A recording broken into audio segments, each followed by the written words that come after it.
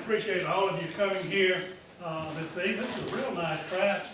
John, you need to be the speaker more often because you got a lot of friends. But anyway,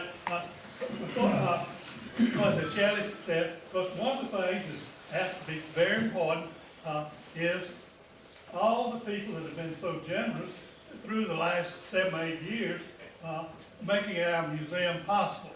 And one that came through recently was a very nice gift with Jay Kumar. So Jay, would you come here and we'll take your picture there.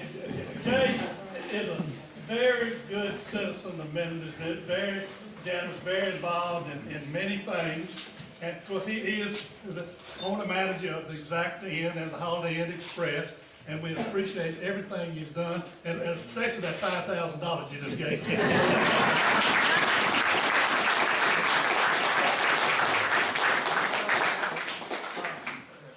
As for the other thing, the project next door is going on, and maybe next time we have a meeting, we might invite you over. We'll let you know, but just have a glance in there. We have done quite a bit, but we've got a tremendous more to do. It's going to be a wonderful facility there. Perhaps we'll have even more room for people to meet there, and I think it's something we'll be very proud of and enable us to have more room in here for our exhibits. So we think it's well worth working on, and hope you all will be very generous in your participation in that. We've had lots of wonderful speakers and programs among those 38, and this evening we have a special one. A good friend of mine, John Collins, and John has been in Minden practically all his life, and he went to Minden High School, Louisiana Tech. And I think he probably started working in that store before he even pretty good one. There.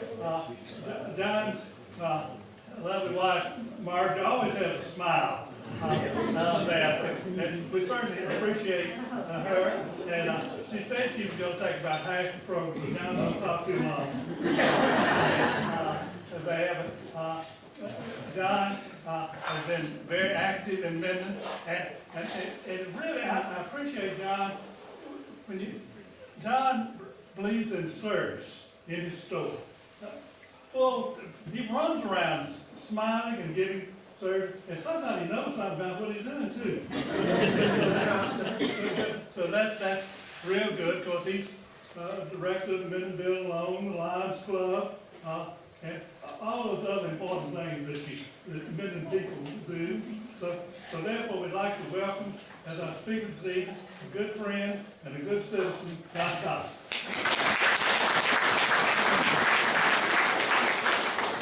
Good to be here tonight, and if I do some running around at the store, it's because I'd rather run around at the store than run around at home and take orders. No question. My timing is probably not very good. I'm not too good of a scheduling person. This morning I had my first colonoscopy. They put you completely under, and they say a lot of times you'll repeat yourself. Stuff that they give you to make you go to sleep, and you'll repeat yourself and not make much sense. So if I sound like Carlton Prothroat, I did get a lot of good support from my church members. Dr. Zolito said that you have to take this stuff at 11. I said, I'm going to be in church at 11. She says, well, you be sure and take it at 12. And, just as soon as you get out of church, well, we had a session meeting scheduled. So I had all my concoction mixed. I put it up there on the table. And this is a good trick if any of y'all want to use this. You put it up there and start drinking it and say, well, we're going to have a limited session meeting. And that works pretty good. Anyway, it didn't last too long. It didn't last too long for me, but everything worked out very well. And I did hear Culver House, they give real good support. I overheard him talking to David. He said, yeah, he's going to sound like a 6-horse heavy road. But I have all that behind me. Anyway, I'm going to have to talk in 3 parts tonight. The first part is going to be about my childhood and how I got here, because I was born in McKinney, Texas. And I'll talk just a few minutes about my other side of the family. Then I will talk about maybe growing up in Minden and some of the buildings and stuff here. And then the last part, I'm kind of putting it in reverse order, is how my granddaddy got here. And I always thought that was quite an interesting story too. And this is one of the original pictures. I don't know when this was made. I can tell you about.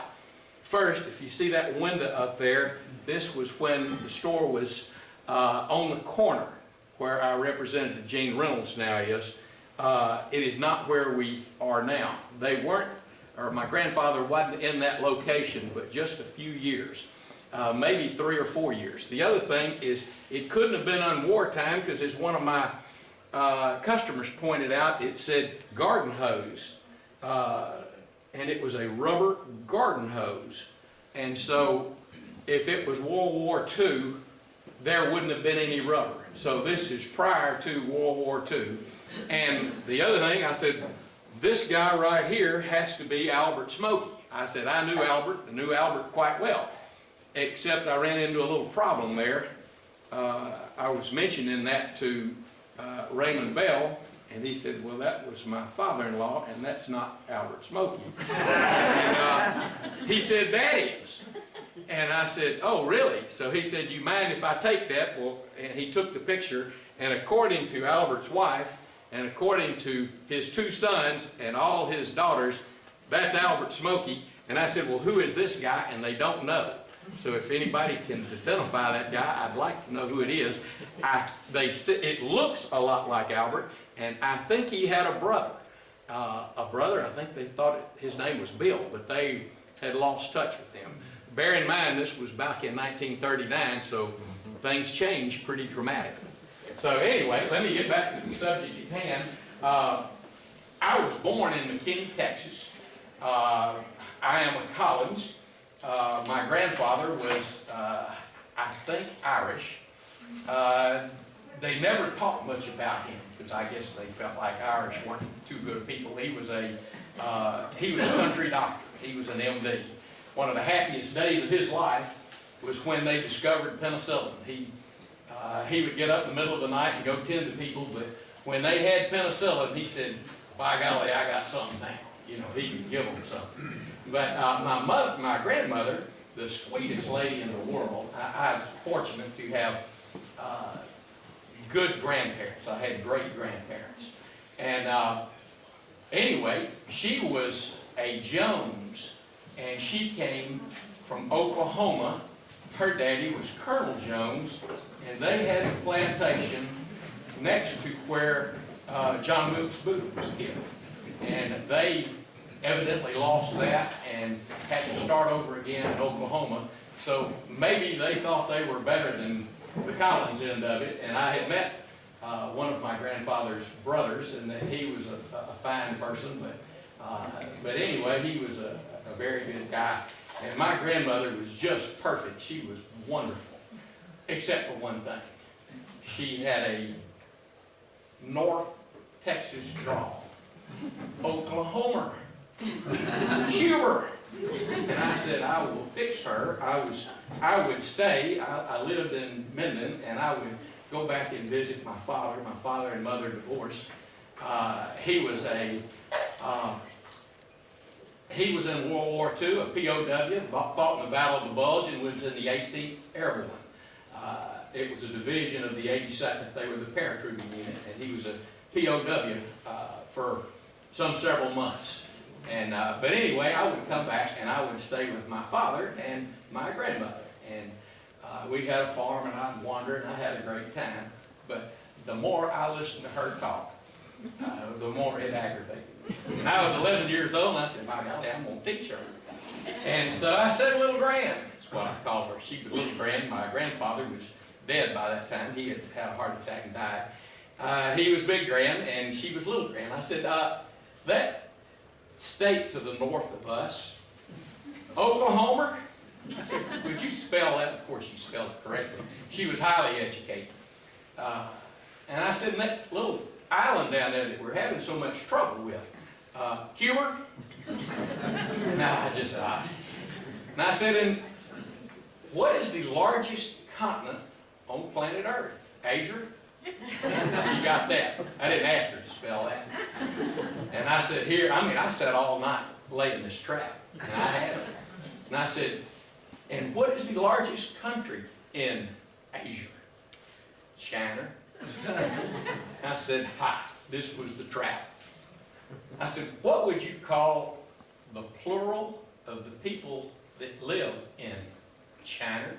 And I said, not even a redneck person from North Texas can say Chinese. And she looked at me and smiled and she said, Chinaman. I've never brought it up again. And to this day, when Margaret and I go out and eat, if we eat Oriental food, we go to the Chinese place. We eat Chinese. And I think about her every day. She was a wonderful person. And that was a good part of my life. And whereas I played baseball in the summer, but if there was all-stars, which I wasn't good enough to play anyway, or something else, I generally missed that because I would stay with my grandmother for 3 or 4 weeks and Dad, and we would tromp around and do all kinds of things. But in Minden, there were a lot of things that I did too in the summertime. It was a lot of fun. I would hook up with Paul Kitchens and Tommy Bridges and Ken Connell, and we would go and crawfish or play baseball, and we would crawfish. Our main spot was under the football stadium. It was shady, it was cool, and we would go in there and we would crawfish for hours and hours and hours on end. And sometimes we would even go all the way to where our field is, our practice field is. And if you notice, there's a culvert that runs the full length of that under there, and we'd walk through there. And it was cool. It was about this high, but you know, for a young boy, that wasn't any step. And sometimes we would get adventuresome, and we would go the other way. Well, that creek goes by Low Junior High, and you might guess where it comes out. It comes out through Bay Creek in Turner's Pond. And so anyway, that little creek actually had a few fish in it. When Turner's would overflow, the fish would get in there, and that was a good place to go. And I also might add too that here we were in that practice stadium, or practice field, and that stadium that was quite a good place to crawfish for a young guy. That practice field, I think, used to be a marsh, and it was drained, and I think the visitor stand was put up, and those steps were put up, and I think those culverts were laid, and it was done without a bond issue, and I think W.W. Williams just did it. He borrowed, Butch, isn't that correct? He just borrowed the equipment, bummed some stuff, and anyway, we had a practice field.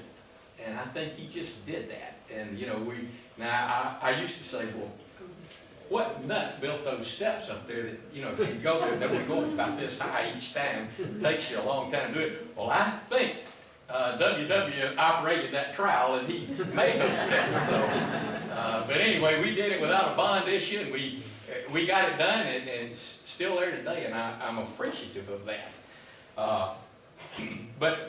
And as I was growing up, we would have boxing matches and on Paul Kitchen's front porch. And I was the littlest kid, the youngest kid, Sam Wiggly. If you knew Sam, he was 6'5", and he was huge, ugliest human being alive. And anyway, big football player and stuff, and I would fight Sam.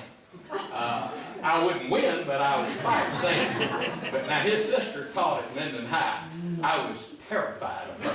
I tell you, I would not dare, and Sam was scared of her too. I would not dare cross Ramona. And she was what's that? She'd slug you. Oh yeah, I didn't want any part of her. I went over there and sassed her one day. She slammed up against the wall with that big fist of hers, and he said, "Yes, ma'am, I won't say nothing." That was probably Billy Cost. But anyway, yeah, she had a lot of stories, and I didn't want to be one of them either. And I remember we had boxing matches. One time, I think it was Paul that hit me in and I went through his screen into the living room, or at his house. And one time Sam hit me and I did a double flip off the porch. So anyway, we had a good time. We were in the Sullivan Flyers and had a pretty good summertime. And we played in H.O. West's backyard.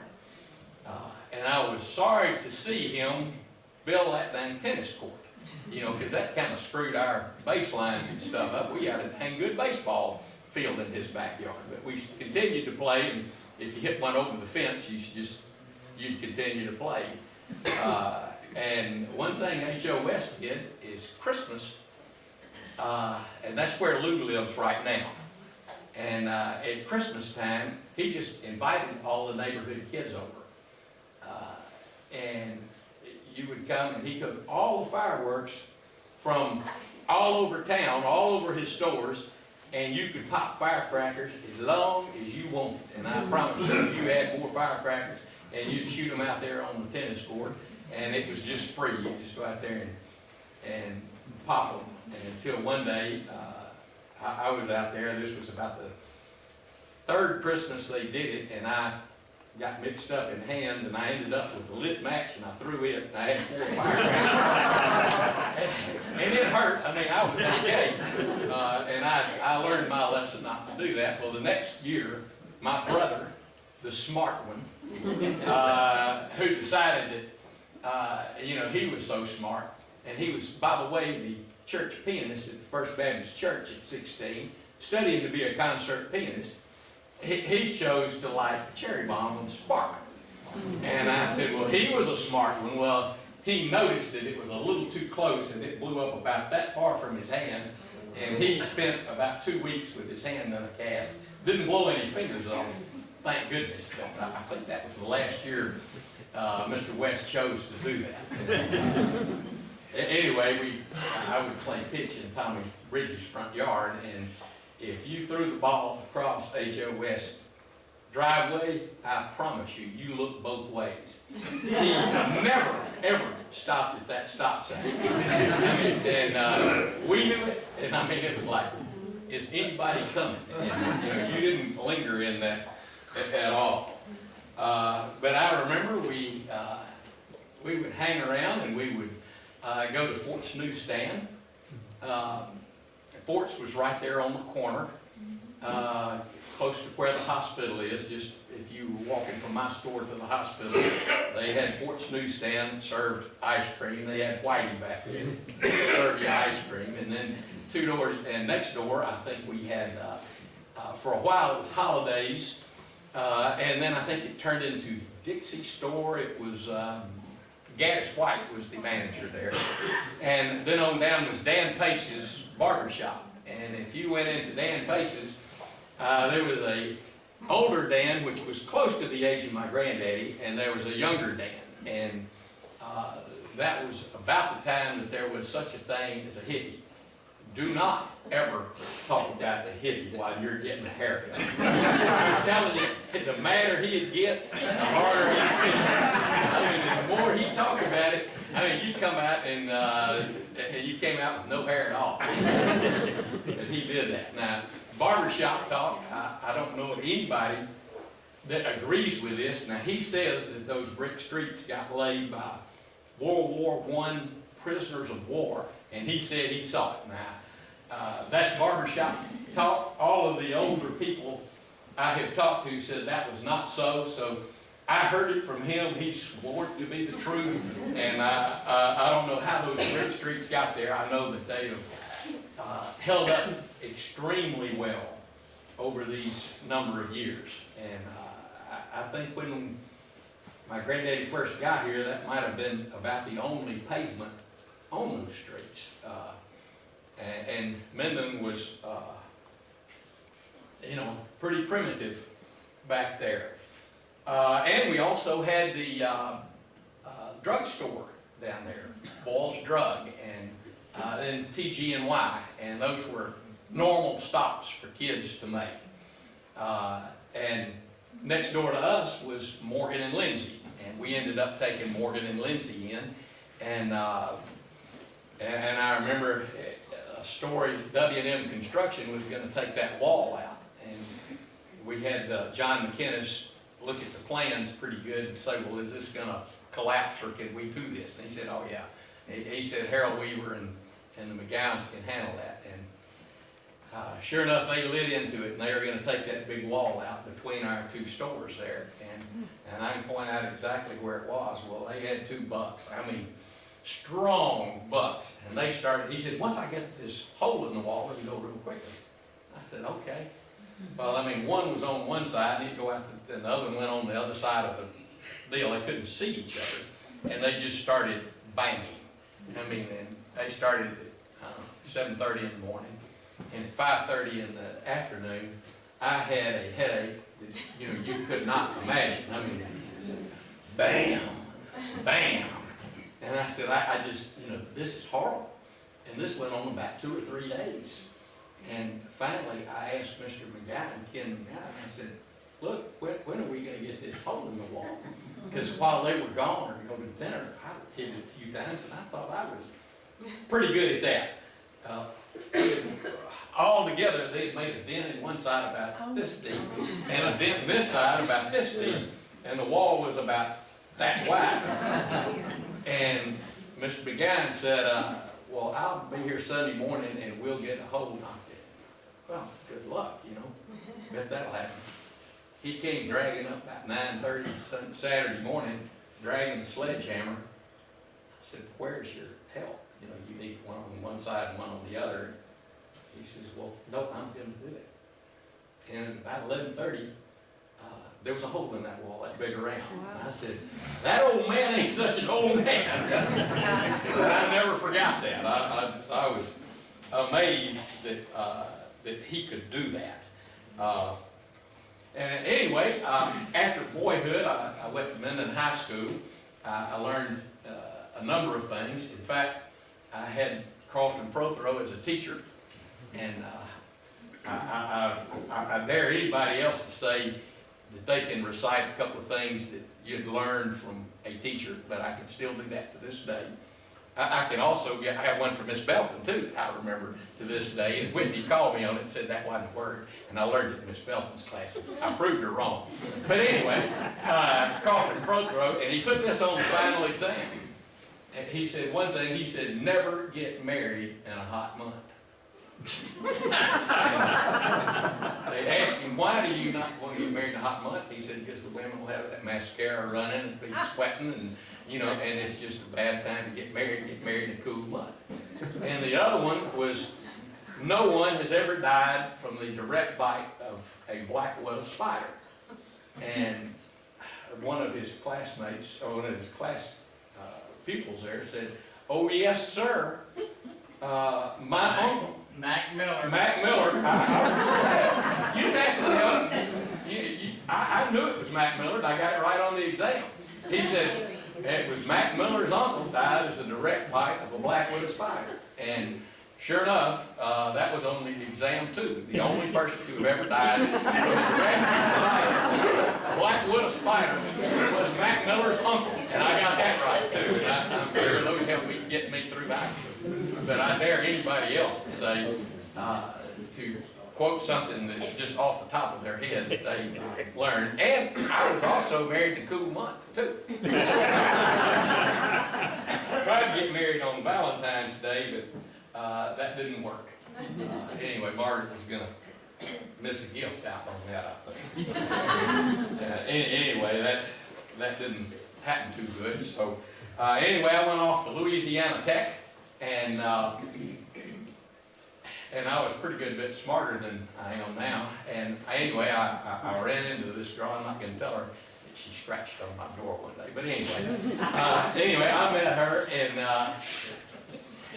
I was rather timid and shy. And she said, where are you from? And I said, I'm from Minden. Where did you go to school? I said, I went to Minden High. And I didn't know quite what else to say. I said, well, where did you go to school? And she said, I went to Dale High. Hi. And I said, any woman that says hi to me twice, try to be hitting on me. So anyway, taken with her accent, and we ended up getting married and came back to Minden, Louisiana, and I was quite a bit smarter then than I am now. And Mama kept the books. She was older, and well, obviously, but she was getting up in age, and she kind of wanted to retire. Well, we got a new manager, and later, I mean, we'd had another manager, and he later left, and I became it. And I thought, you know, you really need to hang on and do the books here for another 20 years. And so she hung on as long as she possibly could, and did that. And I was very appreciative of that. It was a good time for Minden too. Minden, I know back in the early 70s, created all their own power. And I remember sitting in the meeting at Chamber of Commerce, and the state of Louisiana had deemed that there was a shortage of natural gas. And they said Minden ran their whole power plant on natural gas. And we were pretty efficient at it, pretty good at it. And we generated everything. We had good water and good power. And the state was kind of indicating we couldn't get any more. And I remember Tony Elson coming to the J-Cities 5 years before and say, look guys, our contracts are running out. We don't have any more gas. And he said, we're looking under every rock and stone to find us a gas supply. And then somebody offered to give us all the gas we could use for 20 years for free. Wow. And I thought, man, that's great, but you had to get it here. Well, it was Arkla at that time. It used to be Pioneer, it turned into Arkla. And Arkla had a line that ran from that field to Minden. And I was sitting in the meeting, and they said, would you wheel us that gas?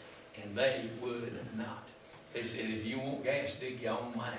And I always was a little antsy about that ever since. But we had gas.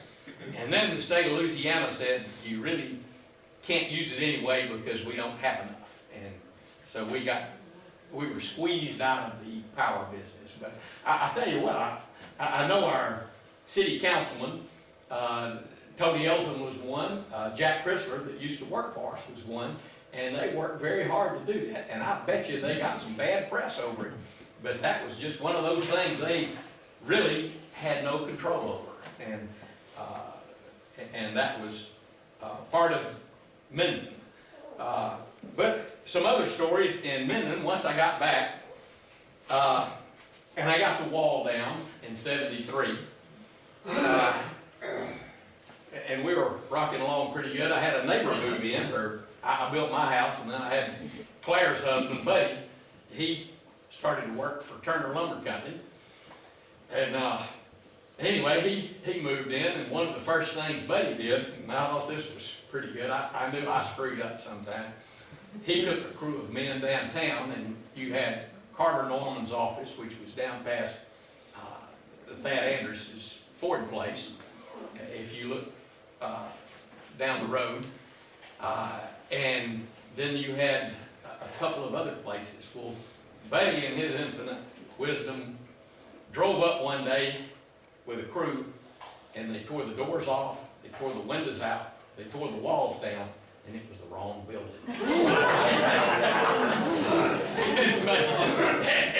Well, you know, you just got to get by this. I thought that was a pretty good one. And I also remember Shaw's Grocery, which right now is where the Cablevision place is. And Shaw's Groceries was one of my favorite places. They always had hoot cheese that I liked to go over there and buy that. And I thought that was pretty neat until he had a heart attack, passed away, and then they liquidated everything, and it sat vacant for a little while, and we had a newcomer come to town. And I don't think this would be possible under today's banking regulations. But the guy came in and he talked to Dwayne Cloud at People's Bank, and he said, I want to put a Cablevision place in. And sure enough, he got city approval, and People's Bank loaned him the money. And I don't know that you could, I don't know that Steve Manley had the financial power to fund that loan. But he evidently convinced Dwayne Cloud of that. And I mean, he was out there stringing cable and doing good and selling cable to people. And I mean, back then, we also had the grand opening over there. And he said, I'm going to get 5 places that sell television, or 10 places, and you put your TV in there, and we'll see who has the best picture. Well, we sold an old Midland television, and it was a great one. It had, 12 channels. It was not remote. And it was very reasonable price. It was like $399. And that was cheap compared to the rest of them. And it had, I think it was the best picture of all of them. And it was really good. You can imagine, I'm going to get cable for 3 stations or 4 stations, or maybe you could get 8 back then. But with cable, you could get a few more. And Steve very quickly started running wire everywhere. And it worked good for about the first 2 years until a truck came through one Saturday night, and you have range limits on those trucks as how high they are. A truck, I think, is not supposed to be over 16 feet tall. Well, whatever was on this truck had a boom on it that stuck up higher than that. And he went through town, clip, clip, clip, clip, and he started pulling telephone poles down, and I think he turned around coming up the hill from the bottom of the hill down there where the soldier is. He went up there and then turned around and got out of town and then put those off too. So that's what Steve spent his time doing, was restringing poles and for free. Other things that happened at my store. Oh, we had 3 robberies. 3. Some of them were pretty good ones. One was before I became manager, and a guy had broken in, and they took a chain and a truck, tied it around our safe, and pulled it down Dixie Street, right down there to the bottom of the hill. And I think the police got after them, the sheriff's department got after them, and there was a little gunfire, and the guy never got away with anything, but he did. I think he got away, but there was some shooting, and I found out that later that it was wintertime, and that summer at the Blossom Shop, one of those bullets knocked out the air conditioner, put a bullet through his compressor. So, and we just simply hooked the safe back to a pickup truck, pulled it up the hill with its own wheels. You couldn't hurt that old safe. It didn't have much money in it anyway, and also I remember we had some papers and insurance papers and stuff, and kept a little cash in there. We locked it every night. I don't even lock it anymore. It's not, and I was at the bank one day, and the lady, and I still use this term to this day, and it's particularly inviting today since I went through this ordeal this morning. She came up and she says, I just wants to know if it's okay if I can use the night suppository. To me, that makes perfect sense. That was 20 years ago, and now when I make a deposit, it's always a suppository. Now, if we do make a night suppository, we make it a night, but it may be a day suppository. We can make a night suppository or a day suppository, but nonetheless, we make suppositories. And another thing, I was so smart at Louisiana Tech, I would get calls from people, and they would want to know if we sold DUFOs. And some of y'all know what DUFO is. I know what. I'm sure you do. Some of you may not. But a DUFO is a couch that do fold into a bed. Jerry Holly was here. He knows it. It's hard to do, but that was a DUFO. And I got a strange call one morning, and I tell you who fielded the call, and it was Millie Brown. And Millie worked for me, and she was wonderful. And anyway, she said, "Sir, what do you want? What do you want?" And she said, "I can't tell what he wants." So she gave the phone to, I think it was Glennie Bearden that was working there. And, "Sir, what can I get you?" And he talked, and I don't know what he wants. Finally, they handed the phone to me, and the word was yang. Yang! And I quizzed him all I could quiz him, and it turned out that that is a contraction. It's, excuse me, sir, I am currently unemployed. Are you hiring? He just cut through all that. It was just, gang. That worked pretty good. Also, might add, I was so smart from Louisiana Tech. I knew quite a bit better, more than a lot of other people. Margaret had married Bobby, and they got married at a younger age. I saw Bobby down there working where McClung's is now. And he was down there busting tires, and pumping gas, and doing all those things. And I said, that poor boy, I know he loves Margaret, but, you know, he should have been smart like me and gone to Louisiana Tech, and did this, and that. And, well, Bobby kind of ended up taking some night school and some other stuff. And he kind of ended up going away. And anyway, Bobby ended up being president of the Southern Region Duke Energy. Now I'm busting tires.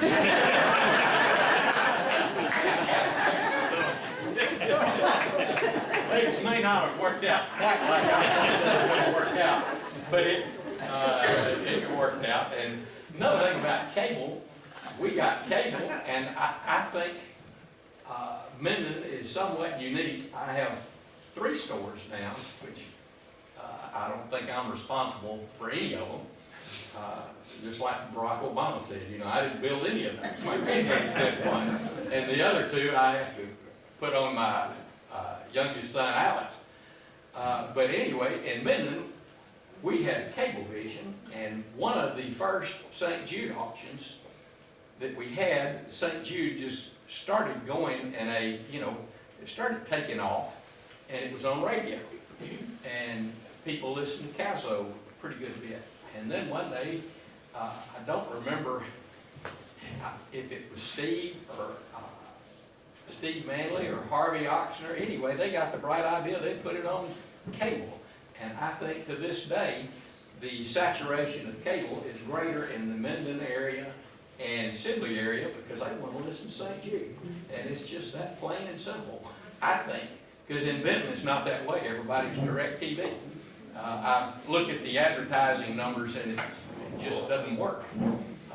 But anyway, and it's amazing. I remember I was there and I was on stage and got through the night. We raised $25,000. And I said, I'll bet we'll never do that.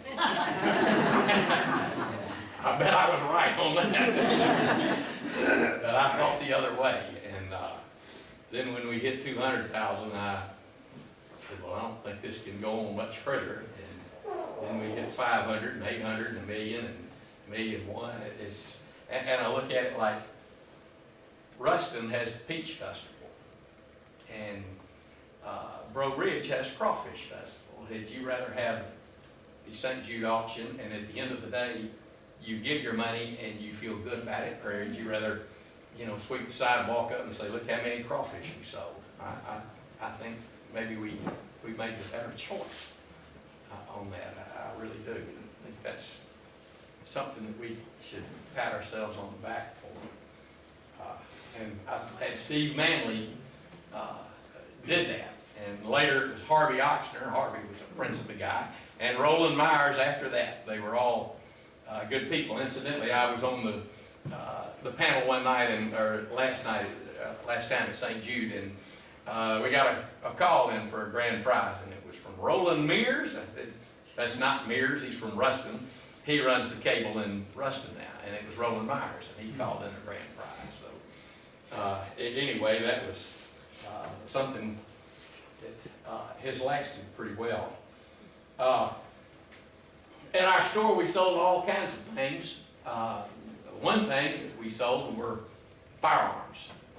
And I told you I had been robbed several times, and generally they like guns, and I no longer handle them. If you want to be in the gun business, you need to handle the guns to make a profit. Handguns, assault weapons, hunting weapons don't do too good. Shotgun shells don't do too good. But if you want to make a profit at it, that's what you need to handle. Now here's the problem, and this was a problem I ran into one day. I had a young lady come in, she was about 100 pounds, and she said, she had $100 bills in her hand. She said, I want to buy a 44 Magnum. And you could tell she was maybe, that's not quite who you wanted to sell something like that to. So a merchant's kind of put on the spot. You know, you get people come in with bleeding, crying, that want to buy a gun. So, I mean, literally that happens. And anyway, she came in, I said, ma'am, a 44 Magnum might be a little large for you. If you need protection, why don't you get something less than that? No, I'm going to get a 44 Magnum. I said, baby, you know how hard they kick? And I won one at the NRA deal a couple of years ago. I shot it one time. My wrist hurt for a week. I mean, this is, you know, like shooting a cannon. And she said, no, I want a 44 Magnum. I said, why do you want a 44 Magnum? She said, because my boyfriend shot me with a 38. She pulled her dress up, and she wasn't wearing nothing but a scar.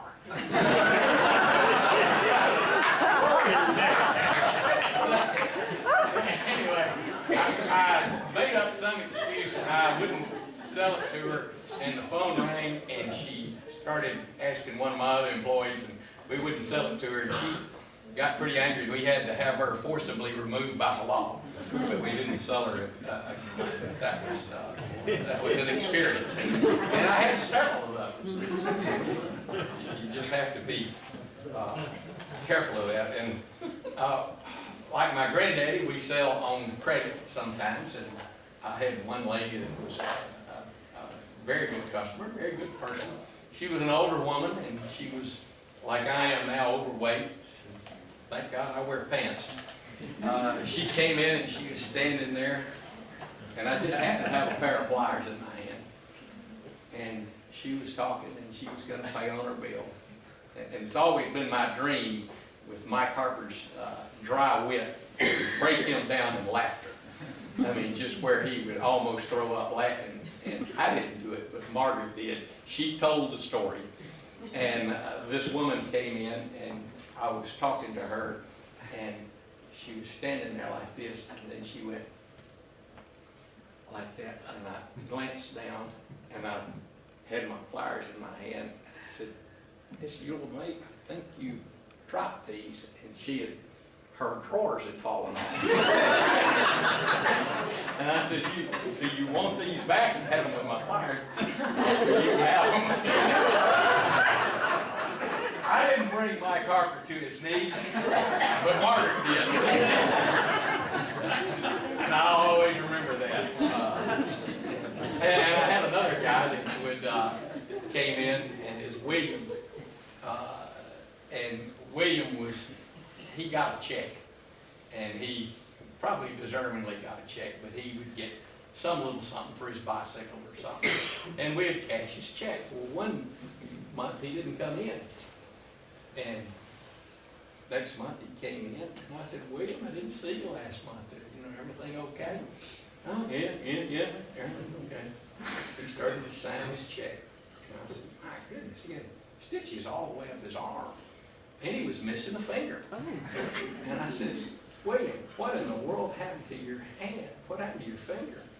He said, a lion bit it. You know, I thought, well, he's got a missing finger. You know, I'm not going to call him a liar. There's no lion. Well, there was a lion around there. He lived in Dixie Inn.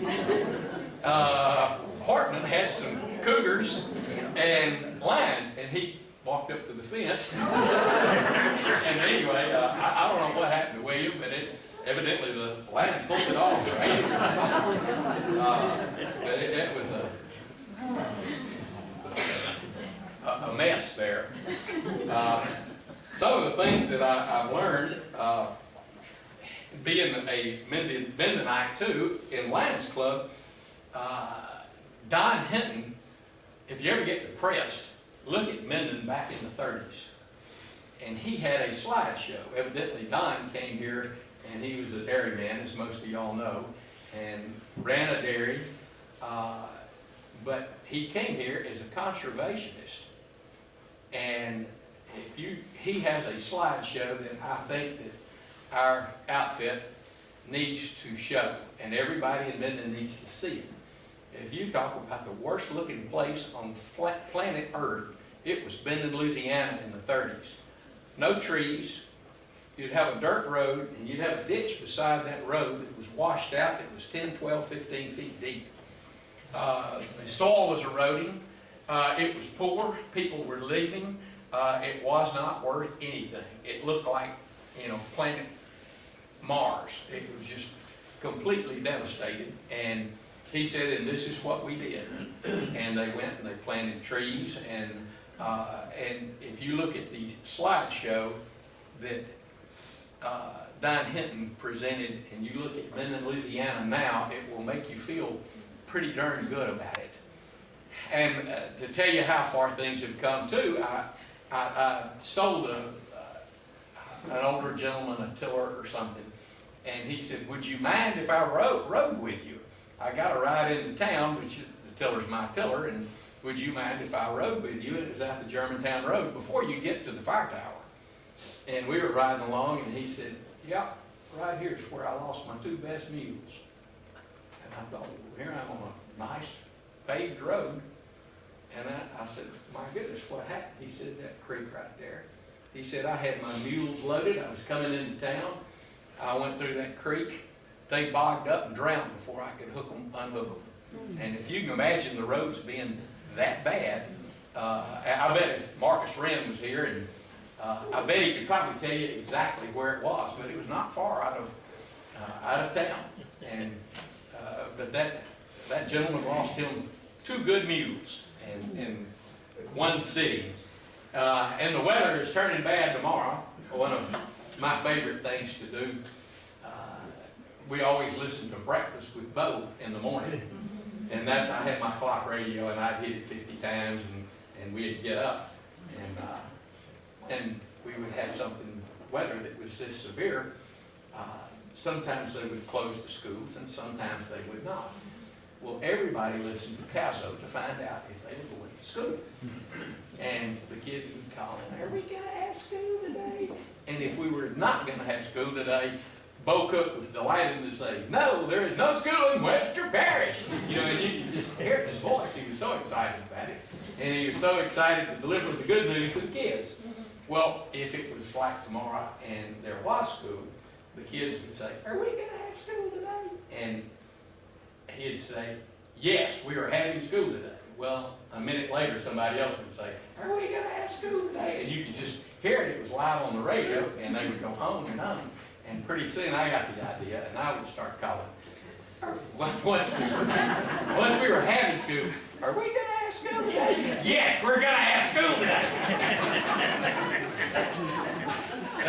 But I did that, and Margaret can attest to that. We had great fun doing that. And the other one is, we had a guy that called us, when Alex was in grade school, we had a kid that called us almost every morning. His name was Duke.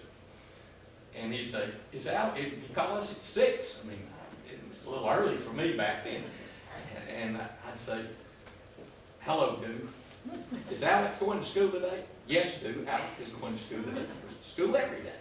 Well, the next morning he'd call, is Alex going to school today? 6 o'clock in the morning. He did it every day. Well, Duke is now 6'5", and he runs the west wing of Algoa. Little old bitty kid, and I haven't met him. Now, he's not on the outside. He runs it. He's an inmate.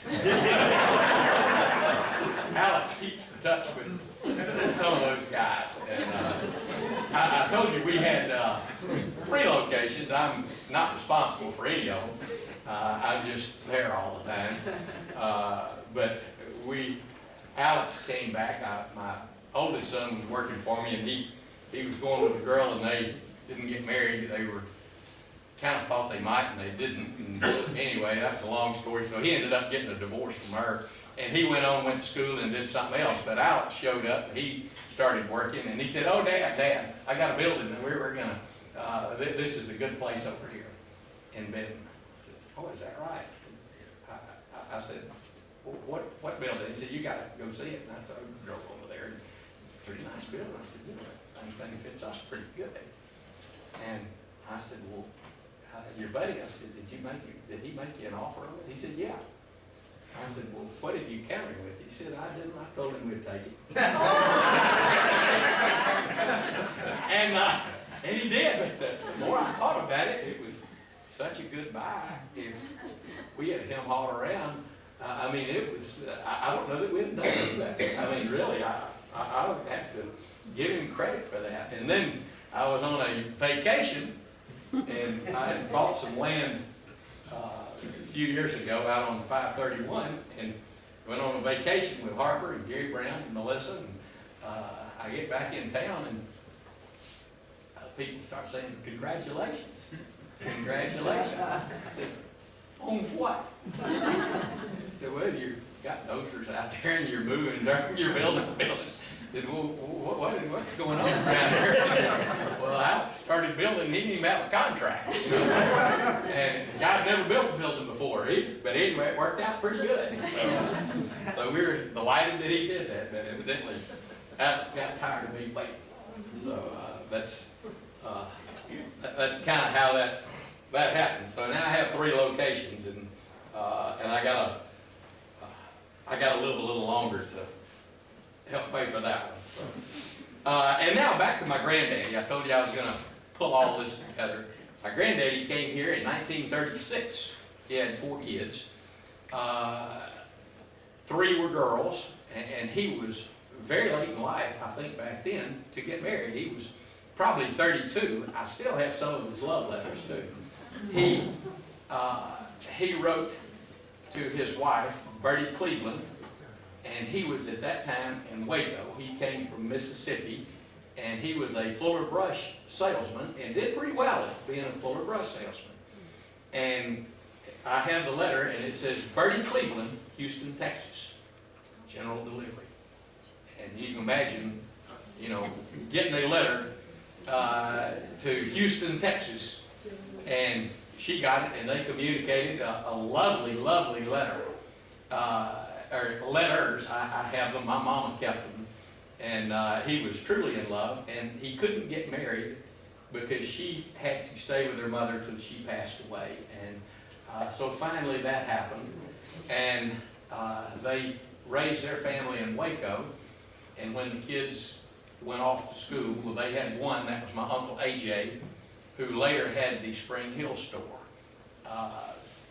He was like 13 years younger, so about the time he was going off to school, he got the wild idea to start a Western Auto, or somebody got that wild idea.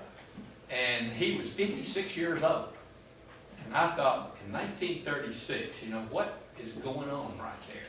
It was before the war, it was in the middle of the Depression, and he had a little bit of money saved up, and he had a steady job, and without internet or reservations, he took off from Waco, Texas, and drove to Minden. I don't know how long that would take you back then. 10 hours, 12 hours maybe. I guess you'd go through Corsicana and up, but that's a pretty good haul. And where would you stay? I have no idea. Now, I always gave him the credit for being an entrepreneur. I don't know whether that's true or not. My mother said that my grandmother, who I think is just equally as good a person as my other grandmother, I think they were both wonderful. But I understand she answered an ad and a want ad in the newspaper, the Houston paper. Nana didn't say much, but you could tell she kind of ran the show. But she was her bookkeeper, and Daddy Price was the guy who was on the floor, and he managed the store. And I can't imagine coming to Minden in 1936. And I think what I heard is he came to Minden and he went to church, went to the First Baptist Church at H.O. West. H.O. West had pretty big ideas, and he liked Minden, and he liked the First Baptist Church, and he up and moved here. And I just thought that was strange. My Uncle A.J. was a a pilot in World War II, and I think was scheduled to drop the bomb on Hiroshima. And the reason he got bumped is he was the only male heir from the Price family. And I think it's very, very ironic. He's dead, his wife's dead, and both of his kids are gone. And they're dead. And they have no heirs. So there is no heirs on that side of the Price family. And anyway, he made it here, and I used to go fishing with him, and I always thought it's about catching fish. It ain't. Now I got grandkids, and it's not about fish. It's about going out and fishing with granddad. So it's pretty important. Anyway, that's about all I got. If you have any questions, and if you can identify that other guy, I appreciate it. John, could you basically say that you grew up here in the golden years of this country? Because I was born and lived about the same as you, and I think we were, that generation we came up through was the golden years. It may have been. I'll tell you another experience that I had, and see if you as a mom would do this. I wanted to go fishing, and my mother raised 3 kids. You know, by herself, she did a marvelous job. Looking back on it, I don't see how she did it, but I would go out with Ken Connell, and she would take us to Lorex with a fishing pole and let us off at noon. And Charlie Connell or Jim Connell, Ken's brother, would pick us up at 5 o'clock, and we'd walk the tracks back. There were snakes everywhere, and we'd fish, and you know, we didn't think anything about it. And it was a lot of fun. We never caught any fish on it. We're cheap, but that was, I don't know, 3 or 4 mile walk. Yeah. John, is it true that you resold Alan May's drawers? and I never have had a straight answer to that. I think David Owens fault.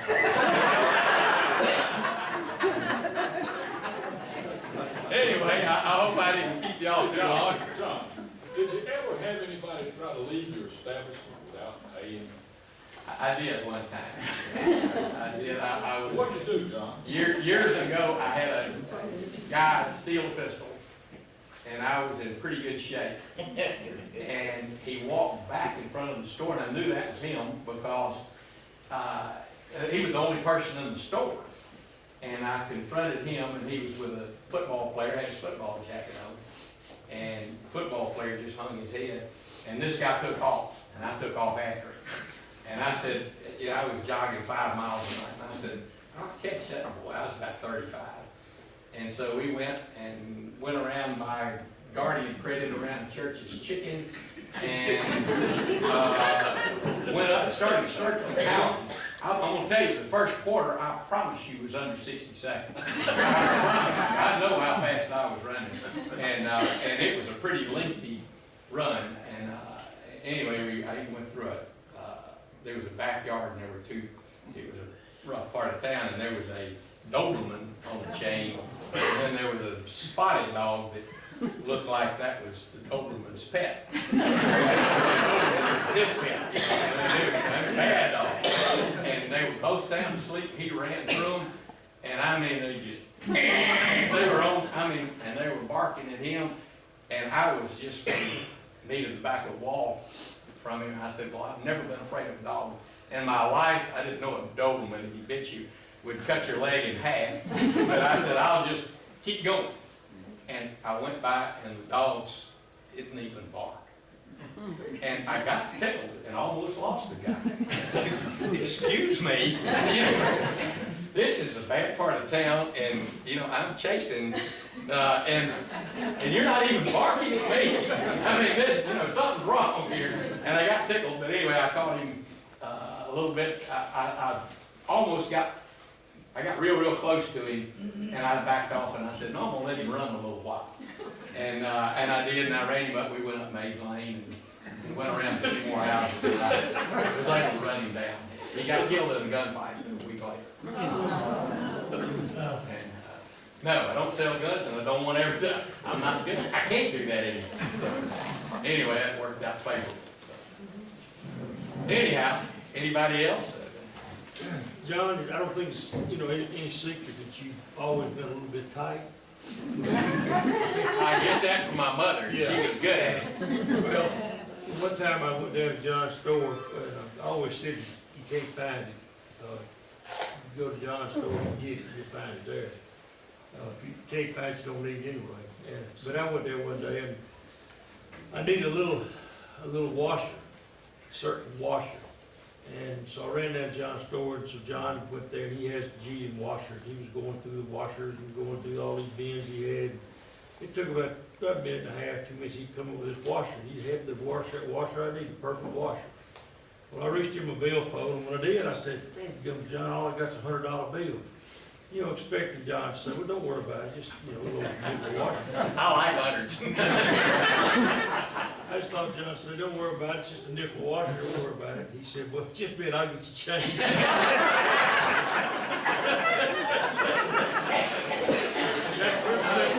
getting well, getting bad now. I'm losing the floor.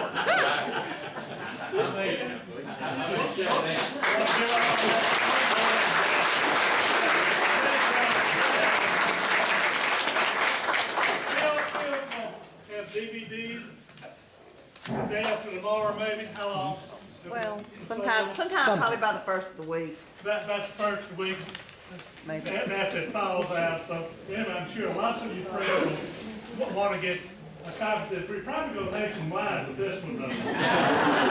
Maybe John will sell them for you. Well, that is the fault. Thank y'all very much for coming. Y'all spend a little time just wandering around the museum. We've got lots of interesting things there, and I mentioned myself, so thanks for coming.